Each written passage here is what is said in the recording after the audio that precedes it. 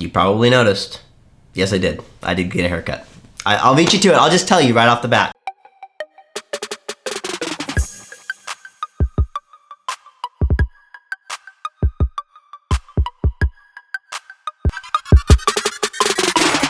Also, oh my gosh, this is really my pride and joy. It goes Post-it notes, Tigress, Scout. Post-it notes, children. Look at these things. They are so beautiful. Just look at this. Look at how pretty that is. I'm going to explain to you in a different video why I have so many Post-it notes, because it'll make a lot of sense then. But oh goodness, they are so pretty. Today, I am here talking to you, and if you clicked on this video, it's probably because you're overwhelmed, you're stressed, you're anxious, which means it is time for you to probably hire your first employee.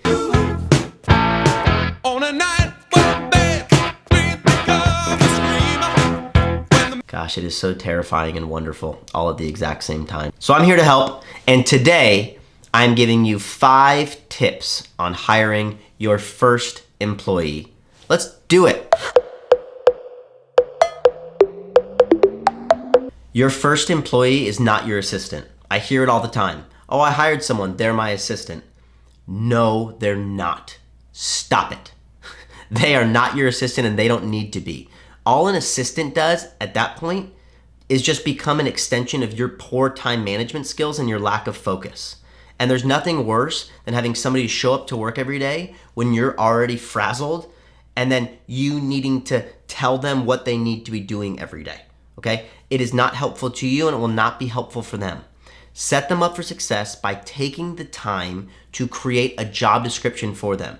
Even if it isn't the most beautiful thing, even if it's not perfectly structured, it just needs to be, here is exactly what I expect you to accomplish every single day, whether it's customer service, counting inventory, sending emails, posting on social media, whatever that may be.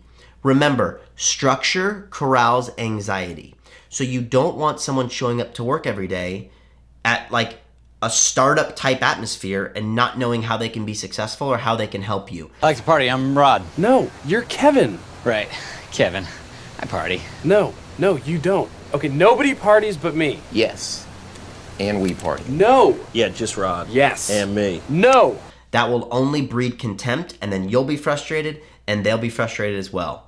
Have the respect for your own business and for them to take the time to sit down and create a job description and a formalized expectation for them. It's going to help you learn delegation, which you really need to do, especially if you plan on managing more people, and it'll actually help more get accomplished within the framework of your business, so that way you guys can kick ass working together as opposed to them just being an extension of you. You need to hire somebody that believes in what it is that you're doing.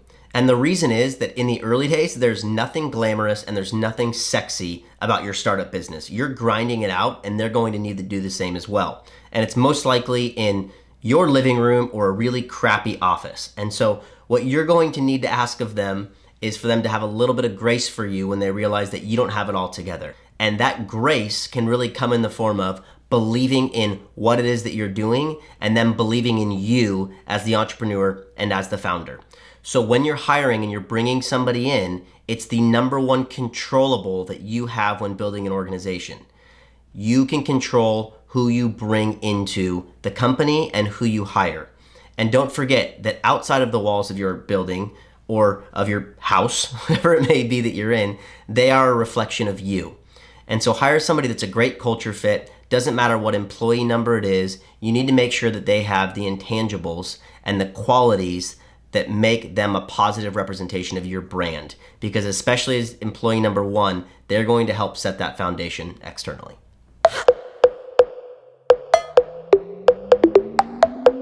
Let's be honest, you are bringing them into complete and utter chaos. It's mayhem. You're all over the map.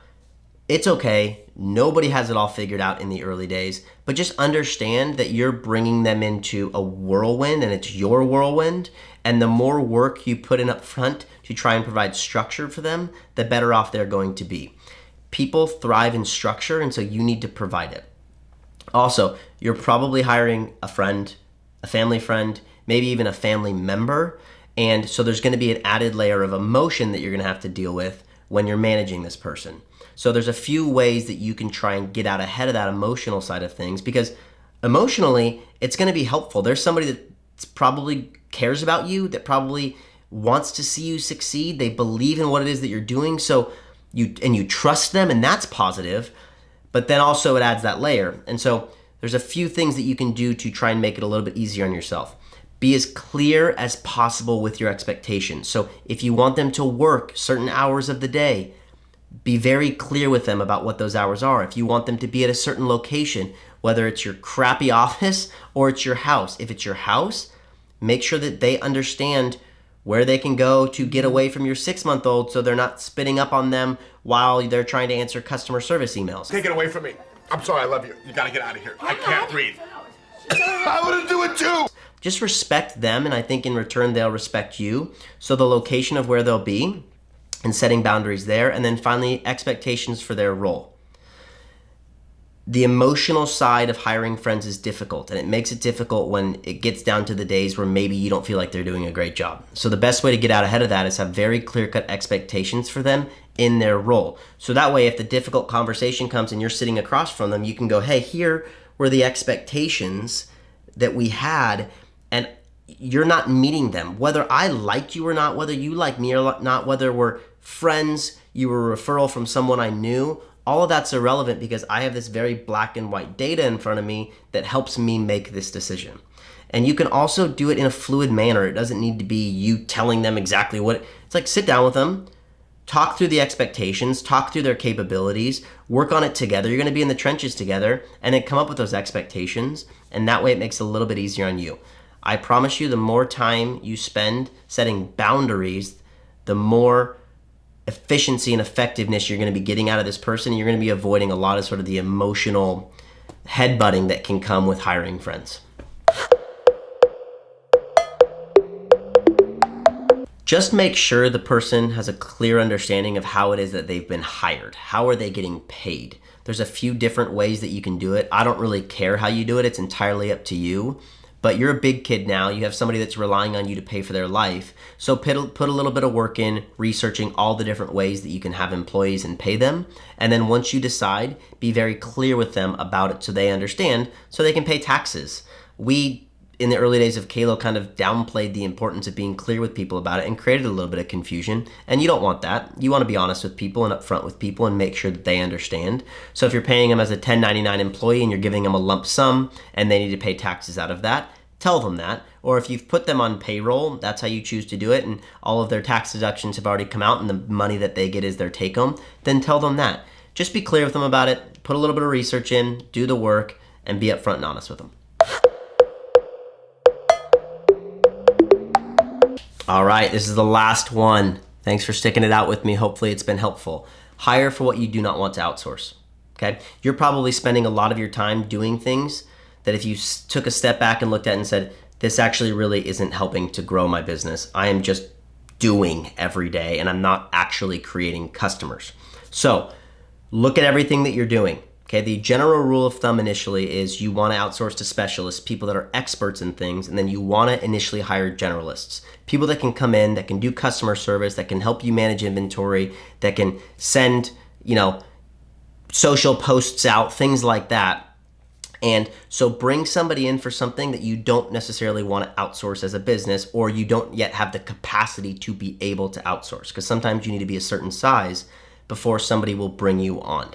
So here's an example of that. When we were running Kalo in the early days, I was spending all of my time social posting, like on Facebook. Instagram wasn't even really a thing yet, responding to customer service emails and talking to customers on the phone, and then shipping our goods out. So we looked at all of those things, and it was like, okay, social media is something that I'm good at. I'll keep doing that.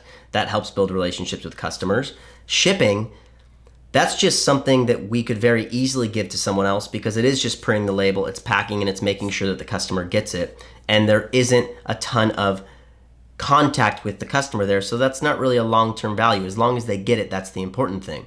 Also, we could build in the cost of what it was to pick and pack and ship our goods into the product price, and then also into the shipping price that we could pass on to the customer.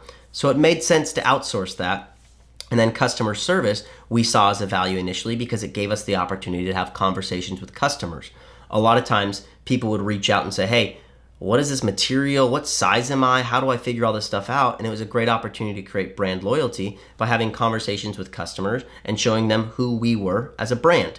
So we decided to hire somebody that had a good personality, that would do well with customer service, and bring them in and make sure that we kept that in-house.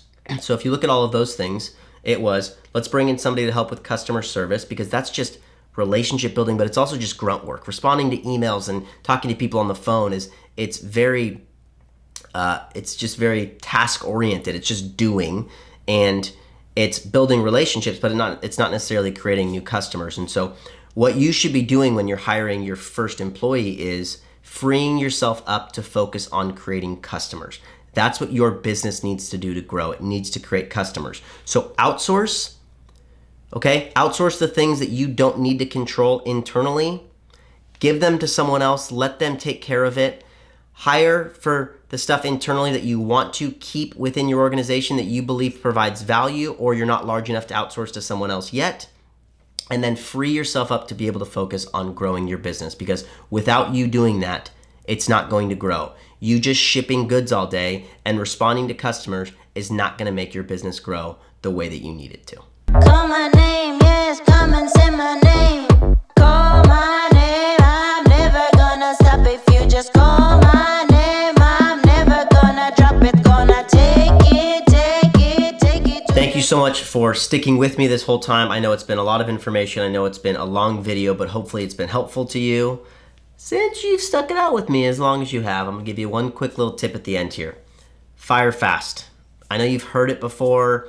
I know that you get it and understand, but really, the goal of bringing this person on is to give you the freedom to focus on growing your business. If you aren't doing that, and they haven't given you the freedom to focus on that, then they're not the right person for you.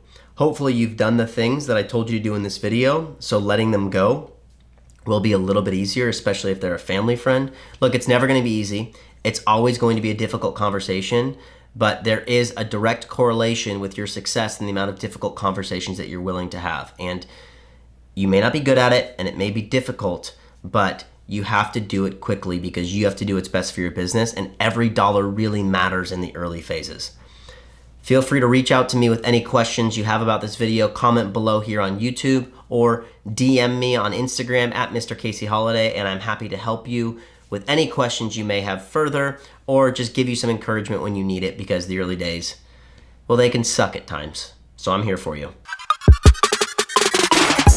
Thank you guys so much for watching this video. Please subscribe to my channel.